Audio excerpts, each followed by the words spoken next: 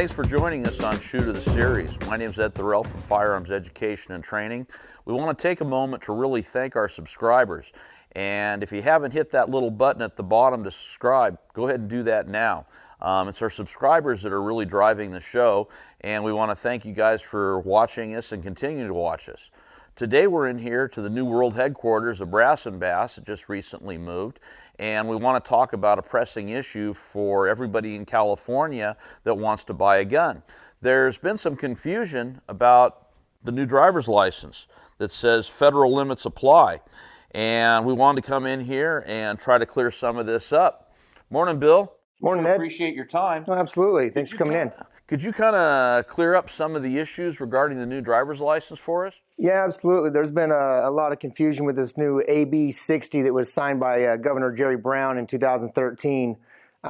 Beginning of this year, January 22nd, they decided to start issuing those new IDs, and there's 7 different ones that are out there, and with that, they're either a real ID or it's a federal limits apply. If you've not brought in the information that they request, then you get issued just a federal limits apply until you do provide that information. So we've got a little example here. The federal limits apply, this is right from the California DOJ.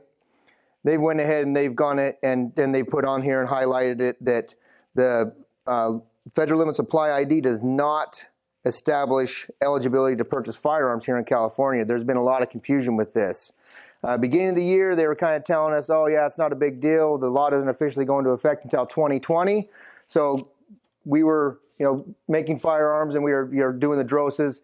And then we've gotten some more clarification here recently, and they said absolutely not. You're not allowed to use the federal limits apply ID. So anybody that's a firearms owner or enthusiast and wants to make a purchase, you need to ensure that when you're going to the DMV or you're getting a new ID, that you get the real ID, not the federal limits apply. And when you do so, you need to make sure that you're taking a birth certificate with you, and then your social security card.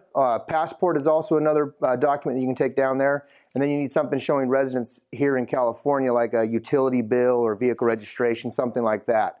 For more information, of course, always go on to the DMV's website, and they have a full list of requirements and so on and so forth. But as of right now, we are being told here that we are not allowed to take the federal limits apply IDs. So folks are just getting them, like for yourself, essentially a nice little lovely letter in the mail and says, hey, your driving record's completely clean. We're going to send you a new ID. You're up for renewal anyway. And then you got that lovely federal limits apply in the mail. And now, guess what? Mr. Thorell's got to go back to the DMV and endure the wait and the pain for however much time that you got to go down there and take those documents and get yourself a new real ID so you can continue to make firearms purchases and do what you love. And that's exactly what they did. They basically sent me a congratulations letter. And it's like, cool, I did something right. And I didn't even think about it until I started seeing stuff on Facebook.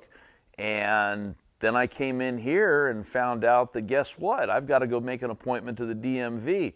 So I'm going to actually, if I want to buy a firearm, it's all depending on what my wait time is for the DMV. Yeah, oh, absolutely. And we've had customers that have gone into the DMV to renew their license, not knowing that they needed these other requirements. And they were just issued the federal limits apply, and they were told, hey, it's no big deal. Don't worry about it. Again, the law doesn't go into effect fully until the year 2020. So they go ahead and go through with it. They get their new ID. They come in to make a purchase, or somebody's making a private party transfer, and they present that federal limits apply ID, and again, we can't take that. So we really encourage people to get down there and get that switched out, or as you're coming up for your renewal, make sure you get the requirements and take those with you when you go down to the DMV. Cool. Any idea how much this is going to run?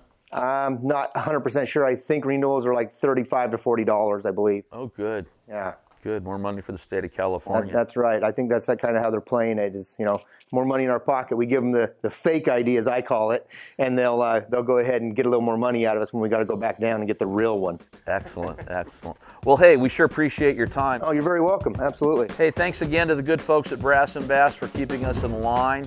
Once again, we want to thank you and our subscribers for tuning in. I'm Ed Thorell from Firearms Education and Training, and once again, this is for Shoot of the Series. Y'all take care.